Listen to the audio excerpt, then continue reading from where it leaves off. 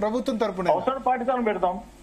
Party తరపున అవసరం party తరఫున పెట్టడానికి సిద్ధంగా ఉంది. ఇప్పుడు పార్టీ తరపున 42% బీసీలు అంటే మిగతా పార్టీలు ఇవ్వకపోవచ్చు. అవతల ఇంకో అగ్రవర్ణాల క్యాండిడేట్, రెడ్డి క్యాండిడేట్, కమ్మ క్యాండిడేట్, బ్రాహ్మణ క్యాండిడేట్, వెలమ క్యాండిడేట్ మీద బీసీలు గెలుస్తారా? కష్టం కదా. పార్టీ తరపున కాకుండా రిజర్వేషన్ ఉంటే కదా. వాళ్ళు ఇవ్వకుండా వాళ్ళు కూడా ఇవ్వాలి కదా. జాతీయ పార్టీలు కానీ, లోకల్ పార్టీ కానీ, రీజనల్ పార్టీకి ఇవ్వాలి కదా. ఇచ్చినప్పుడు నియమైన బీసీలకు న్యాయం చేసిన వాళ్ళు అవుతారు వాళ్ళు కూడా.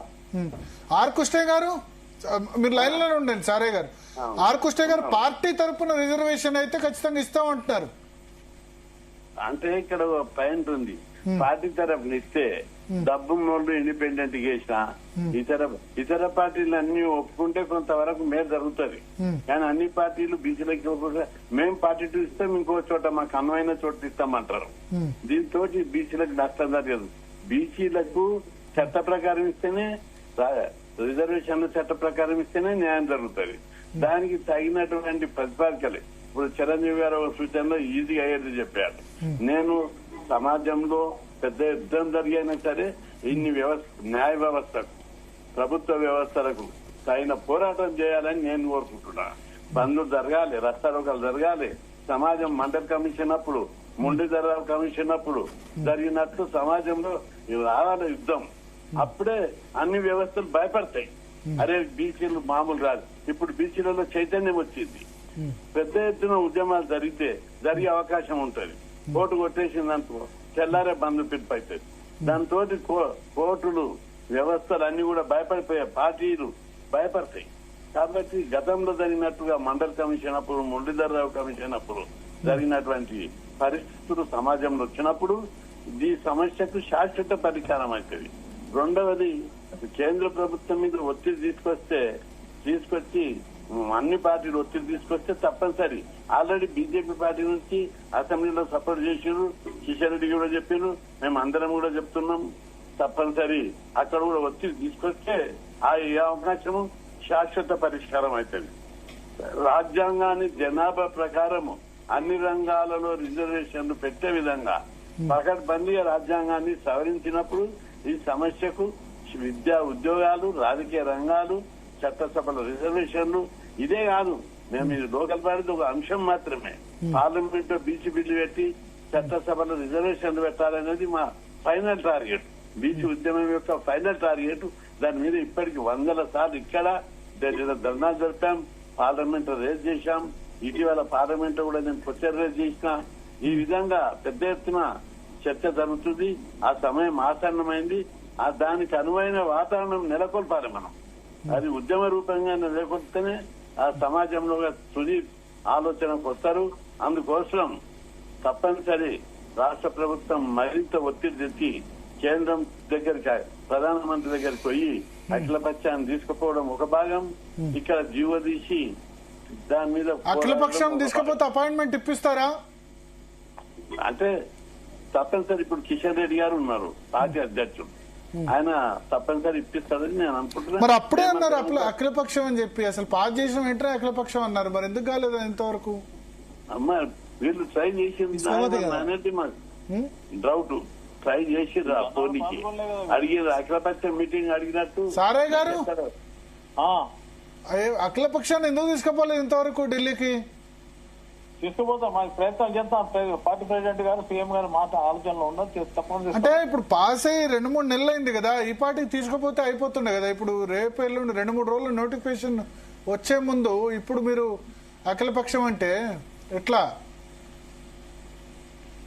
తీసుకెళ్తాం. చిరంజీవులు గారు ఒక ప్రపోజల్ చేశారు బసవరాజ్ సారే గారు, పార్టీ తరపున ఇస్తాం 42% అని. ఒకటి, ఎవరో దయా దాక్షిణ్యాలు భిక్ష మీద ఆధారపడి బతకడం లేదండి. ఇప్పుడు 42% మీరు చట్టబద్ధంగా ఇస్తామన్నారు, చట్టబద్ధం ఇవ్వండి.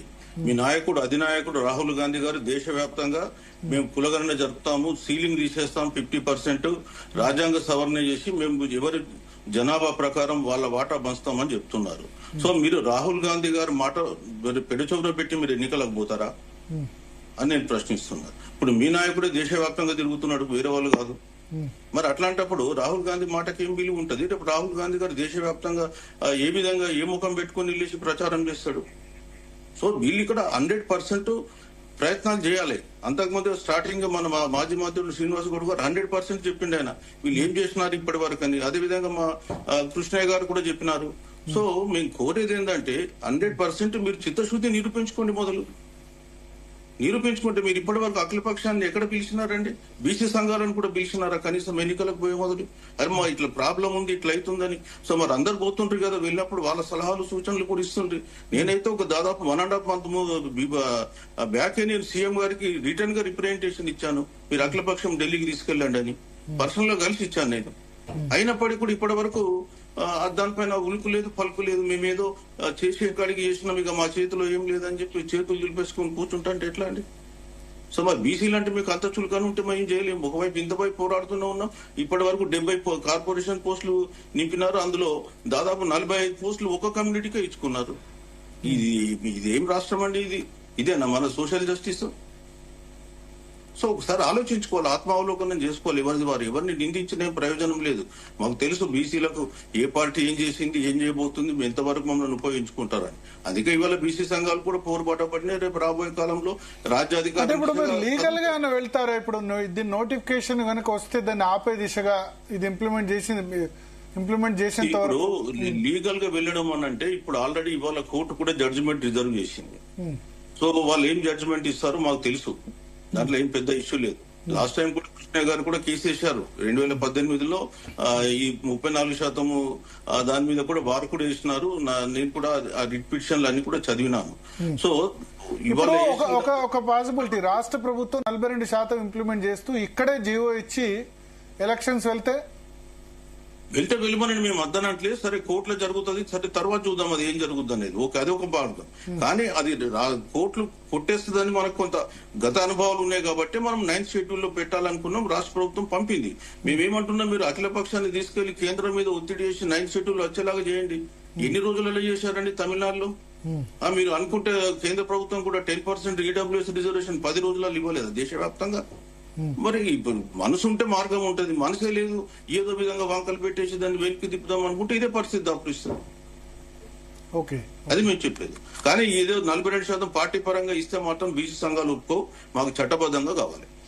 శ్రీనివాస్ గౌడ్ గారు, మీ పార్టీ సిద్ధమా 42% ఇస్తే కనుక పార్టీ పరంగా? ఎట్టి పరిస్థితుల్లో ఒప్పుకునే ప్రసక్తి లేదు. ఒకటి మళ్ళొకసారి మోసం చేసినట్లేదు. ఇదేంటంటే ఇగో 42% ఇస్తే ఎవరు గెలిచిండి అని ఎట్లా? ఇది దేశానికి రోల్ మోడల్ అన్నారు, ఇది ఇట్లా చేస్తే రోల్ మోడల్ అయితే అని అడుగుతా ఉన్నా. ఇంకొకటి, రాహుల్ గాంధీ గారు ప్రతి పార్లమెంట్ లో 2 సీట్లు బీసీలకు ఇస్తా అని చెప్పిండు, ఇవ్వాలని చెప్పిండు. వీళ్ళకి ఇచ్చిండ్రా? ఏమి ఇచ్చిండ్రు? యాకత్పుర, మలక్పేట,